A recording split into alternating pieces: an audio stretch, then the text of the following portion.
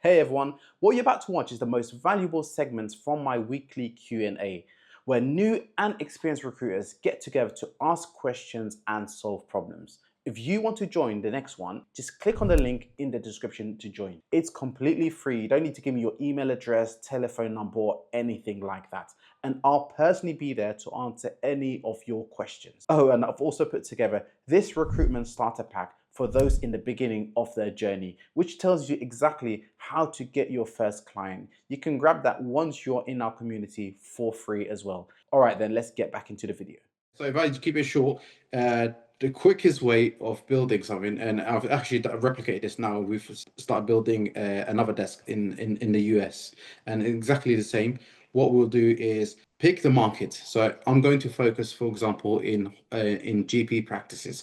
Go online. Now you got chat. So just go and chat GPT. Send me a website where it has the list of all the GP practices in England. That's step one. Step two is hire someone in Kenya or someone overseas and say to them, okay, I want you to click on every single link over here and put into an Excel sheet all their email addresses, contact numbers, postcodes, the relevant details. Cool. Step three, get that Excel sheet and put it into a email marketing software. I use Brevo. Okay, so let's stick with Brevo. Throw it into Brevo, put a nice email together, attach a solid CV of a candidate that doesn't exist, but it looks so good that no client's going to say no. Send an email out and just wait for the responses. I prefer to do emails than cold calls, and that's how I build it. Basically, I don't really do cold calls. Okay, got it. So where would you get that CV that you said no client would reject? You can either, and for example, now let's just say on that email, you need to obviously work out what candidate you're going to put on that email, right? So if I'm doing GP surgery, I'm going to look at a GP surgery website and look at meet the teams and find out, the hierarchy or the people that work there. They've got partners and they've got doctors and then they've got nurses and they've got healthcare assistants and they've got receptionists and they've got practice managers, right? So if you're doing hotels, for example, go to a hotel or go and chat GPT. What type of staff work in a hotel? Porters, cleaners, chefs, and what's called hotel managers, security guards, right? So of all five, you can just summarize it. You can pick even four. Pick four of them and you can find four CVs. I'm sure you can go on CV Library or you can go on to Read or any job board and find a security a staff member. You can find a chef. You can find a receptionist manager. You can find a hotel manager. And then what you want to do is put together a good email saying candidate one is a chef. It's got 8 years experience working here, there, whatever. Candidate two is this. It's got so many. So break it down into the body of the email. The body of the email is actually so important. People don't realize because that's like one of the first things you see when you open an email. The body of the email. If it's like so detailed and it's really strong and it shows everything, then they'll look at the CV and they'll be like, all right, please can we go ahead with your candidates. I see. I've got this body email from Abu Musa, and it just basically put the subject, put redundancy on the email. Put I've got this lad. So okay, I got this GP practice based in Birmingham, looking for work. Are you guys going to look out for anybody on that side? Just like 2 sentences at max, and I just send it like that usually. Would you advise against that? Absolutely, yes. And if you're talking about Abu Musa, the Pakistani brother, right? That's recruitment. Yeah, I've Yeah. done that. Okay. Yeah. Look, everyone's method is different, right? I see some of his videos, and he sort of his method is mainly like cold calling, and not him saying like you should be cold calling. So I guess that works for him, but for someone like me who my method is mainly emails, I think that's very, very like a poor way of doing it. If you're relying on emails only, obviously, if you're relying on cold calls, maybe that will work for you.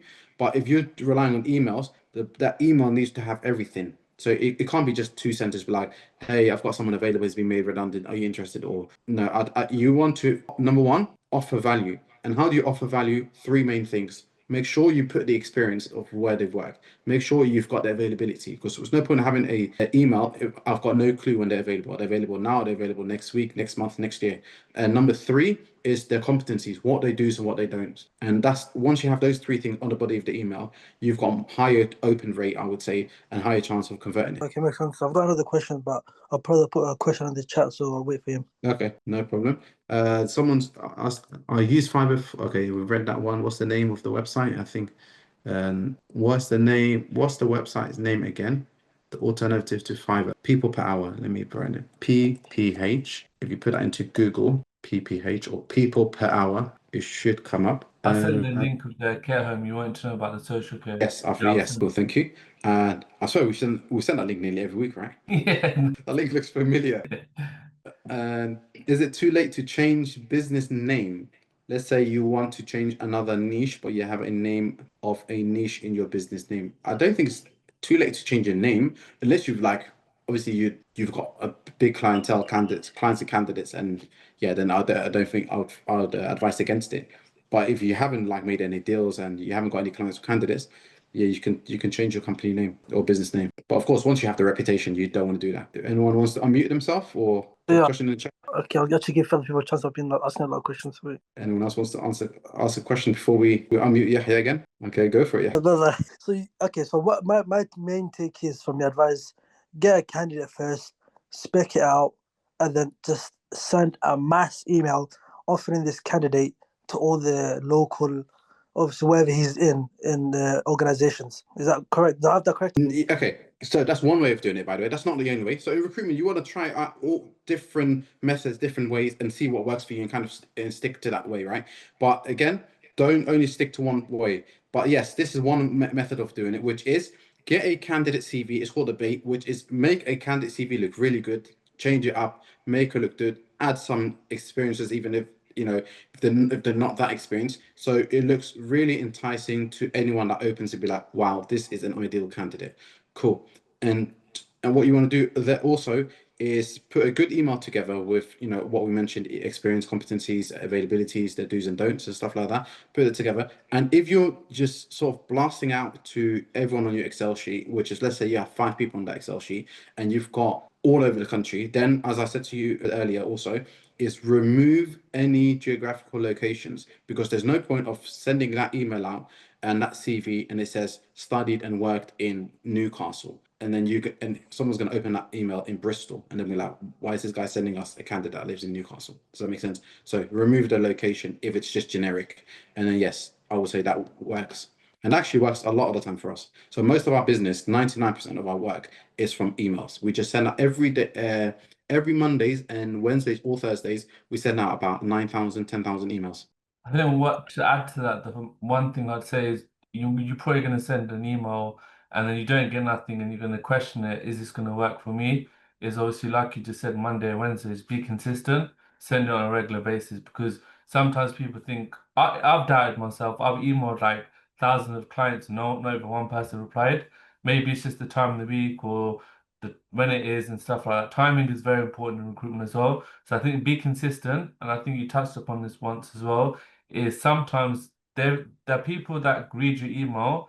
If they've got no immediate need, some of the HR people, they make a note of it. When they are looking in the future, they've got your email, they'll be like, oh, that agency's got amazing candidates or low rates or whatever. Let's get in touch with them. So just be consistent, even if you're getting vacancies or not, be consistently sending them out, basically. That's what I would say. Yes, absolutely. Yeah, thanks for adding that on, because definitely consistency is important. Because I get clients who I've emailed, and sometimes I find it strange.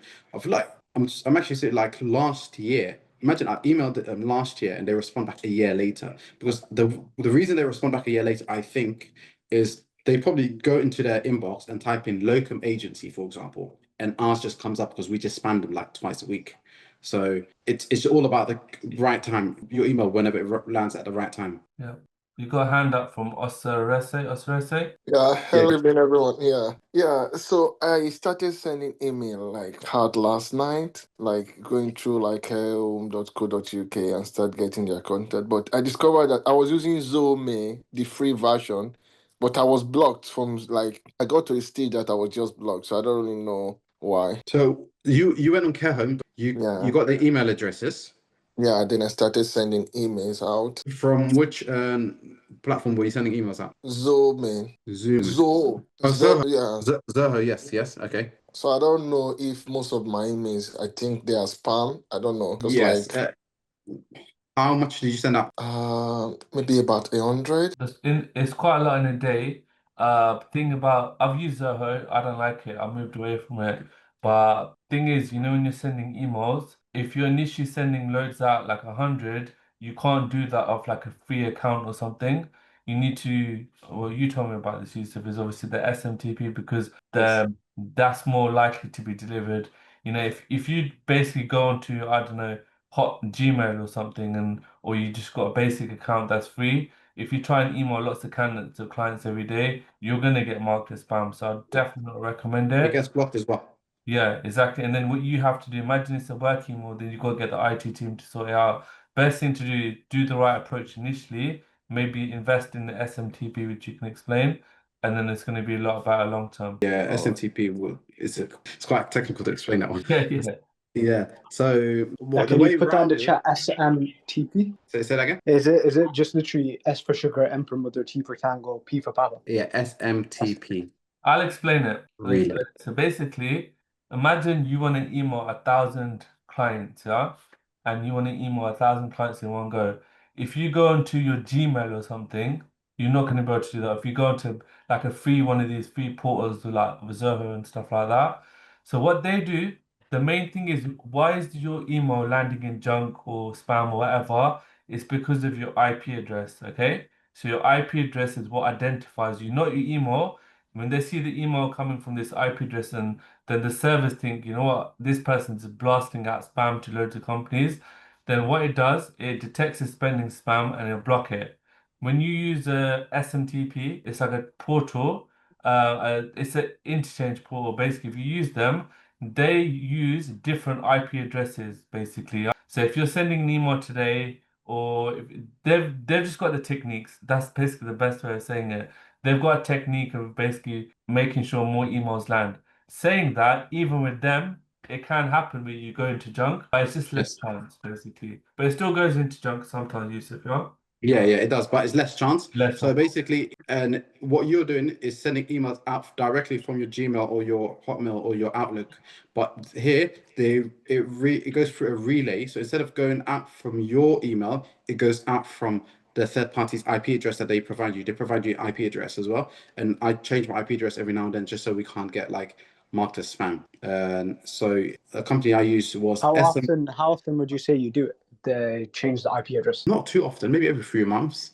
But we get to send out a lot of emails out. Like I can say we probably send out like 40 to 50,000 emails out a week. A lot. All right. Yeah, it helps. And how do you keep track of all of those emails, replies? And so when it comes to our inboxes, we have like maybe like 7 or 8 different inboxes, and any vacancies that we get, like for example, some will be allocated to us. So someone's role is just an admin person, is just any roles that come in, put into a shared Excel sheet for the team to work on. Okay. Oh, so it's like a CRM that's directly tied to the email, then it gets into the Excel on the website. Yes, but SMTP is not it's not CRM. SMTP, but it connects to Asad. Do you use it for your CRM? Because I'm sure you have to connect it to your Yeah, CRM. basically, I'll tell you what I do is I don't use Breva and stuff like that. I use my CRM, which is called Recruit So Simple. So imagine imagine I've got a nursery manager and I want to email 100 nurseries in North London. I go into my CRM, I find those 100 nurseries, I send them a mass email through my CRM, but it's linked to the SMTP. Okay? What you can even do is if someone replies, that email will update your CRM. But I haven't done that. But you can even do that. But it links to the CRM. SMTP isn't like the way of sending emails. It's just a feature. Whereas obviously you use the CRM to send your actual emails. Yeah, it just masks your IP address. All right, that's brilliant. You become a professional spammer. Yeah. That's what I say. But he used to tell me about this. I didn't know about SMTP because I used to have that exact problem. And I Yeah. told him, I go, because I was like, we worked together, and I was like, when we used to work together, we used to send thousands of emails. So the first thing when I started my agency is like, I want to send 1,000 emails, and it wasn't working. And they told me about SMTP, and I've used them ever since, and it's helped so much, honestly. Which one are you still? Are you still with SMTP to go? SMTP.com. Okay, they banned me. I was with SMTP to go. I sent out way too many emails out, and they just blocked me. But you buy credits to do that, so you should have a limit. I don't know why they just said, nah, you're just. You can buy 500,000 or whatever. I got blacklisted. I went to another company. SMTP.com. I use your Sting. Your hosting, yeah, you told me about them. That's the one I use now. Yeah. And quick question, brothers. Do you have any employees in your agency? And what stage did you hire? Yes, alhamdulillah, I do have employees. And it's a good, I think between 80 to 20 of them now. And the first hire was at, I would say, at the third month, because at the time I started my agency, healthcare was actually really booming. It was just after COVID as well. And there was a huge backlog of loads of patients. So we got really busy. That's when I hired. I would say about 3 months after. I've got 7 staff abroad in Kenya and 2 staff in the UK. I hired the Kenyans a while ago, but only the people in the UK has been more recently. And the only reason I hired in the UK was because I realized I can't do everything myself. Because the Kenyans are amazing support, they do admin, etc., but they can't close deals or they're not the face of the company. Unfortunately, even with all due respect, because some of them have strong accents and stuff like that. So for me, it was the back end. The back office is done by Team Kenya, and then I've got a couple of people in the UK are like the front where they're calling the clients or speaking to candidates and stuff like that. Yeah, I've kind of moved away from the UK and stuff. I had an office it was about 6 of us at one point in the UK office, and the rest were overseas. But I kind of moved away from that. So everyone's kind of working remotely because everyone wants to work from home. And majority of my staff now are overseas in like Lebanon and Egypt. Yeah, Lebanon's really good. Yeah, the Lebanese staff are good. Yeah, they're very good staff. And I've got Egypt as well. I had UAE and Syria, Kenya, South Africa, Romania. You just named all the countries in the world.